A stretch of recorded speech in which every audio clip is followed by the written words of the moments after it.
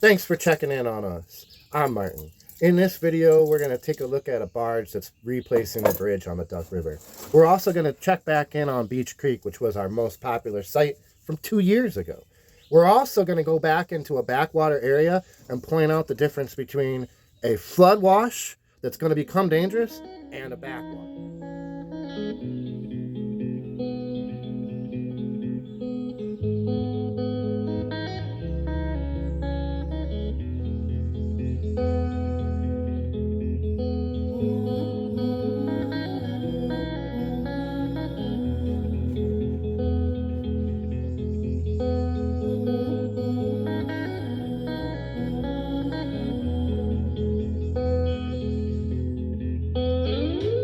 The colder the night, the warmer your hands hold. Held in your arms, the hole in my head grows whole. And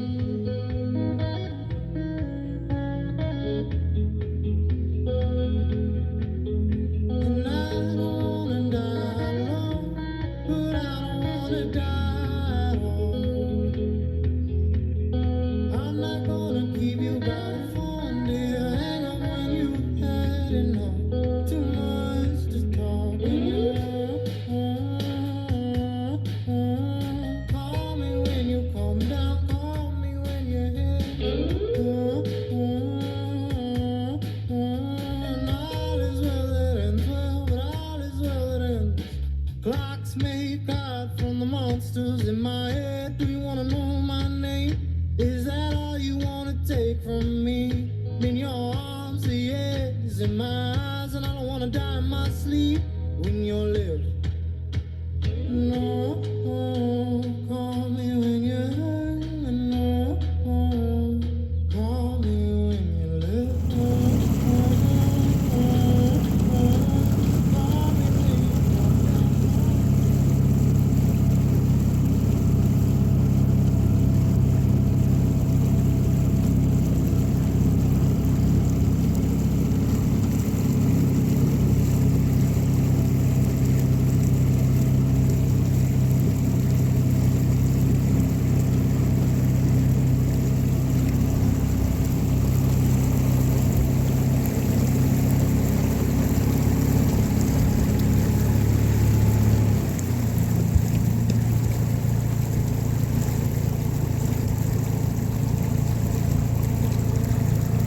So the barges come apart into semi-size craneable barges, and then they built it together, and they carry the crane and the barge and that barge here on semi-trailers.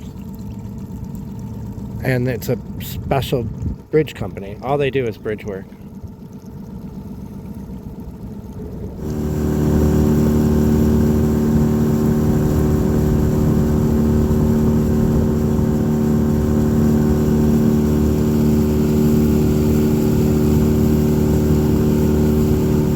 This is what the river sees. This is the entrance that the river sees here. Those are very loose. You could actually bring the houseboat right through here, and I have before, a couple years ago. So, depending on the water height, you can get in and out of here with the houseboat. And then depending on how tall your boat is. If your boat's more than 8 feet tall, it starts to be where you hit that tree.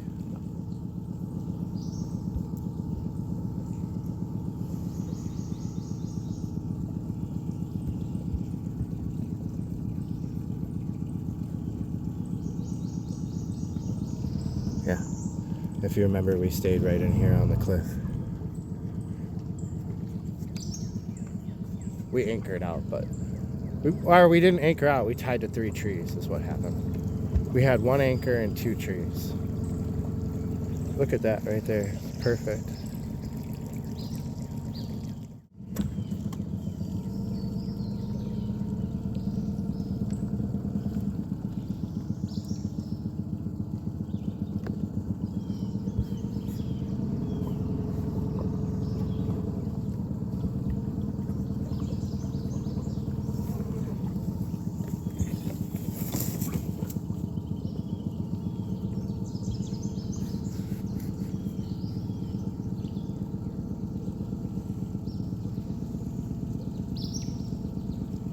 problem is the river is normally not that low, and that's typically water. That's not land. I'm trying to keep the sun out of the screen. It's such a weird time of day right now. Alright, we're going to take some time to go underneath this tree. What are you thinking, buddy?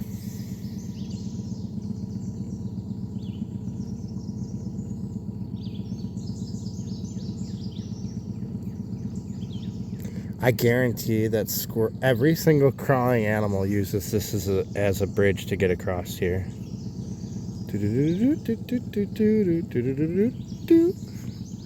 Or maybe even right up here. Yeah.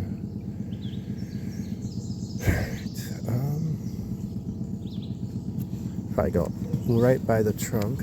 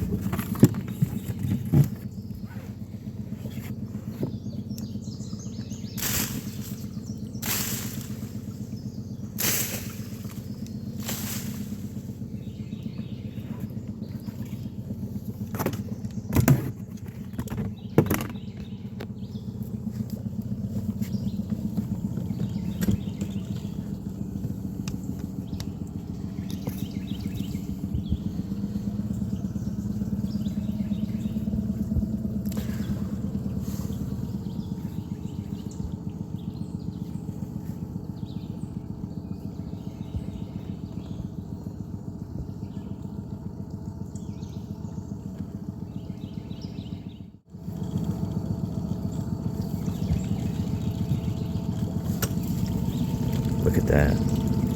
It's a road. There's a road right there.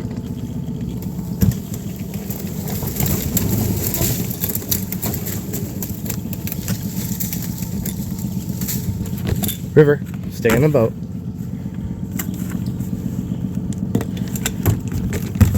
Good boy.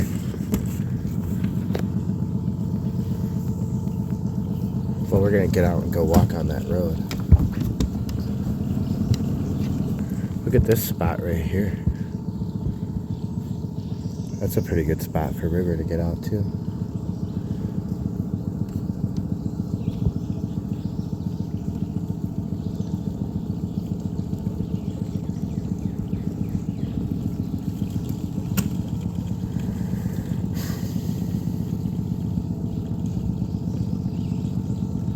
Let's go check out that road. I'm pretty sure we can go underneath both of these. Look at how it's stone all the way down to like 3 feet. And you can tell the water is typically higher than this just by the way the ground is right here with no plants on it. That's typically underwater to like right here if there wasn't a drought.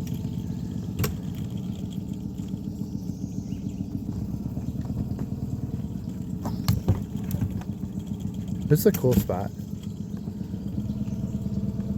A lot of living trees hanging over here, which makes this kind of a place to come in and camp rather than bring a houseboat in. But that first entrance was one of my favorite spots to have my houseboat on the entire Duck River when I came here last year or the year before.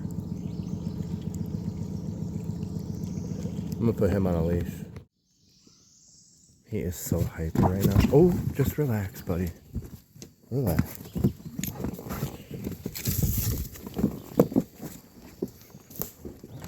Yeah, there's a road here.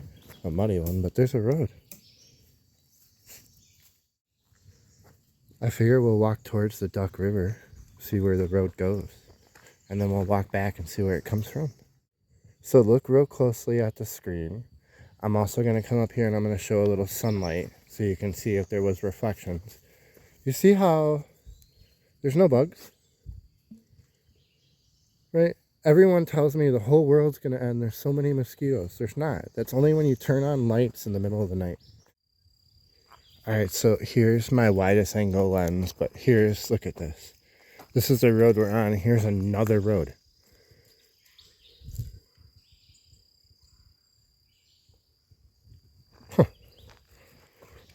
So we could walk river here in the morning on one road and in the afternoon on a different road.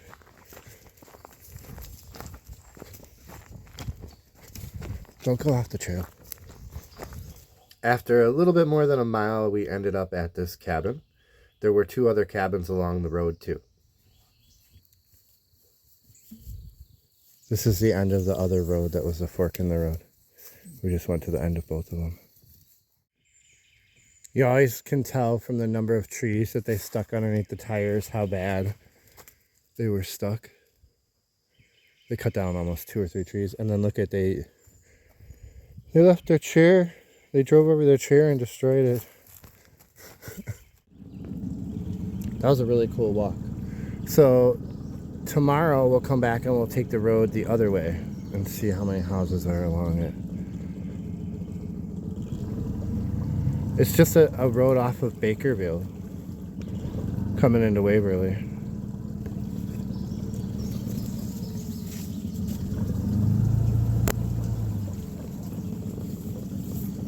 So this is the area where we had the houseboat. Right here, and then just on the other side of where that tree is down. It wasn't down last year or 2 years ago. You can always tell when the tree fell because of the leaves on it. If they're underwater, it fell within the last couple of weeks. If the leaves are not underwater, it fell more than a couple of weeks ago. If it's growing perfect leaves like that, it typically just recently fell. But this is where the houseboat was. The reason I mentioned that is because that was my #1 most viewed episode. People watched 30 plus minutes of River and me bringing the houseboat here and staying here and checking out this creek. Beach Creek, by the way, is the name of it. Really beautiful place. Look at all that. Look at the trail right there. Like, that's a whole nother area that we were just walking in. It'd be great.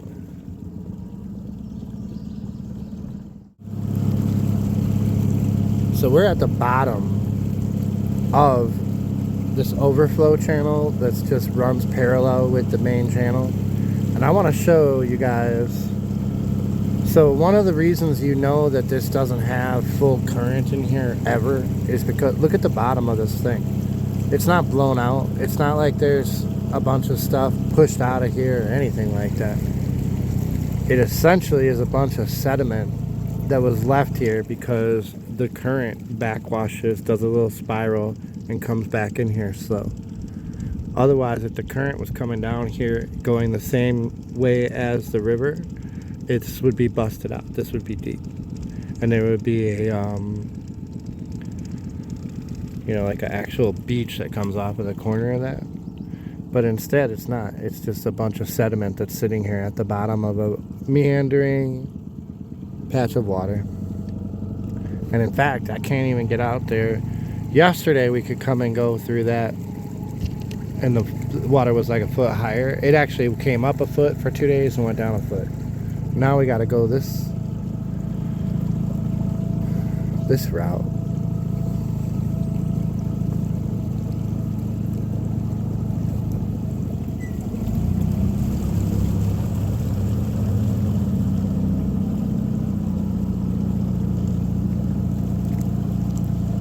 Plus the fact that the logs are over here on this side versus not on the inside also tells you something.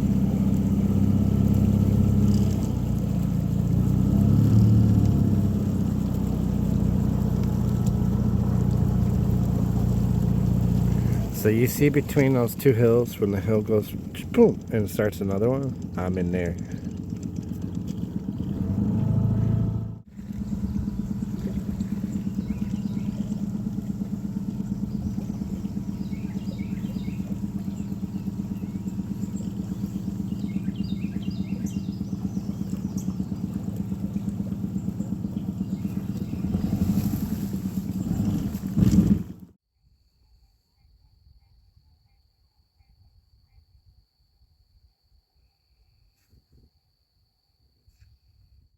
Every once in a while, a comment will kind of hit me a little bit, and a few a few months ago, there was a woman who said that she was 82 years old and that she had lived a life of travel, and many of the things in my channel she had done.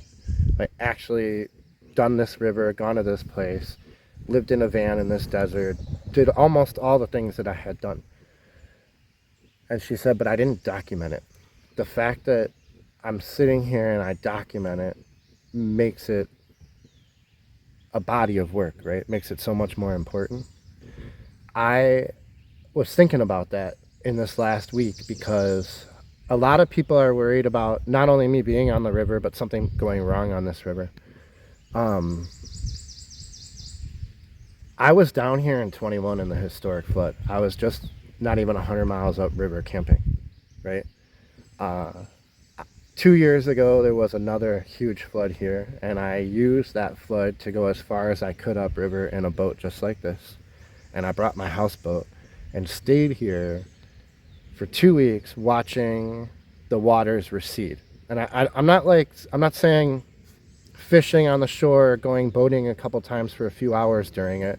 I literally lived in the flood zone, watching it come down, seeing how one bay now no longer has current because the water got to this point, which bays didn't have current, which bays did, and I watched it all wash away, right? And then now in the last 2 years, we've come up here a couple of times just in quick boats to go as far as we could go on regular years where there's no flooding and no drought. Now this whole series is happening, and I feel comfortable keeping my boat in the middle of these creeks, in the middle of these flood zones, because there's a historic drought, right? So when you go back and you watch everything to have to do with the duck in my series, you're going to see me living in a flood zone. You're going to see me watching the flood zone come down. You're also going to see me doing it regularly here, exploring on a regular years, and then you're going to see me doing this on a drought year, where everything I'm looking at, there's so much water missing here. So we're able to see what's underneath everything and all the obstructions and the way that the land forms and what the actual base of the river is, when normally you would never get to see that, right? So don't worry about it. Don't worry about us. If it gets dangerous, I'll know beforehand and I'll take care of it. Worst case scenario, me, River, and Cricket will stand on the shore and watch everything go by. This is one of those areas where it looks like a backwash and half of it is. Essentially, when you're coming in here, you can kind of see something happens up here where you can tell that the current from the main channel does come back in here and does move quickly through here. Essentially, a lot of people would look at this on the map and think, well, the river receded or the river changed direction. And basically, if you go back hundreds of thousands of years, or however many it is, there would be a lot more water here because less water would be taken out from all the cities. So this island would actually be underwater and there'd be no trees. However, by looking at how old the trees are, you can see that that hasn't been the case in any recent history, right? So if there is to be a flood and water were to come out of here quickly, right, those trees and all that debris would act just like the mangroves do in Florida, where it would stop anything. It would filter it out, calm it down, make it come through without any debris, and probably even much slower without force. You know, it wouldn't barge through. It would kind of slow itself down, grabbing on friction on all the leaves and everything, right? Here's the problem.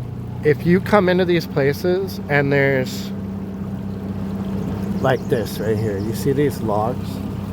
This is a sign. This is one of the signs where I would be like, I don't know about this.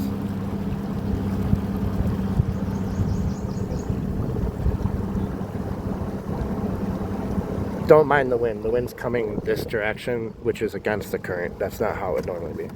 You see all these logs, big, thick, and they all look like they're trying to float through here, right? That means that this thing drained quickly. very quickly. And if it's going to drain quickly like that, where it's pulling logs into the forest, you wouldn't want to be any part of that, right? So I'll show you further up where stuff like this doesn't happen, and you need to look at these. So if you have something like that happening and your boat is past that point, right? Your boat is here in this part, you're going to be dealing with current, because the current's coming back through here and going right through the mangrove type plants back into the main channel. And it's showing you very clear that's what it's doing, right? This is a place I would stay. So this is the same body of water that we were videoing on this whole time, except there's a peninsula, or it's actually more likely an island when the water is high, with full growth trees on it, one or two big ones. But you could go on either side of that to avoid the current and avoid the straight winds. Otherwise, there's no along this whole waterway, there's no side cuts. Whereas there's no real safe harbor from any direct winds coming through here. You'd basically have to point the boat directly into the strong winds and hope for the best kind of thing. So I always go into like a cutout where the wind doesn't hit me. This island would make that. And then there's another one a little bit further down. Both of those you could hide in either direction of the wind and current, provided that the island was still showing, you know what I mean, that the water didn't get high enough to be over that. The white PVC, they typically have a sticker that say TVA on them. They are game attractors, but that's how you know you're in not only a navigable channel, but a mapped channel, because the TVA has come in here and placed that here. And it's on a map, they know it's here, they come and check on it. So whenever you see those are not, that's not a normal person putting that in or a regular person putting that in. That's the Tennessee Valley Authority doing it. This is the view of that little peninsula that sticks out, and then there's one right there too. So you could use either one. And then, to be honest, if you just came in here, anywhere in here is actually between the two islands or two peninsulas. So you just stayed right back in there. That should stop you from wind coming from... You have no fetch for wind or current, and then you have the sun coming up. Basically, it's already giving shade, and it's not even 10 o'clock in the morning right now. So you'd be in shade most of the time. Yeah, I mean, honestly, you could stay 200 feet from shore and still be out of the main everything out here, right? That's a very safe harbor. We might even move there from where we're at. We'll see. I kind of want to move up the main channel so we can do some more exploring.